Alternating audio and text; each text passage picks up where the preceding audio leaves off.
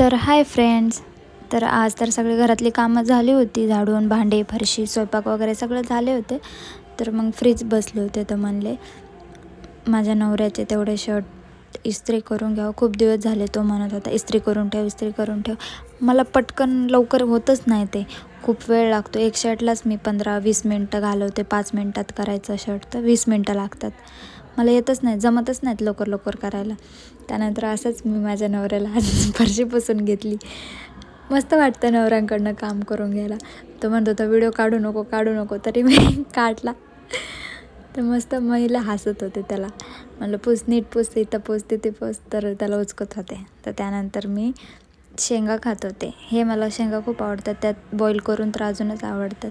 मग सकाळी कपडे धुतले होते, तेच मी सुकायला टाकले होते. मस्त कडक सुकले होते उन्हातले कपडे सुकले ना मस्त वाटतात. आणि ते पावसात पडले ना तेच म्हणजे सुकायला सुकतात पण कडक नाही सुकत. जे उन्हात सुकून आणतात ना तेच चांगलं वाटतं. आज काय नाही, फक्त साफसफाईच चालली होती. इकडं साफसफाई कर, तिकडं साफसफाई कर, तेच चाललं होतं आज. बाकी काय नाही, असाच दिवस गेला. तर भेटू दुसऱ्या नवीन एका ब्लॉगमध्ये. तर बाय.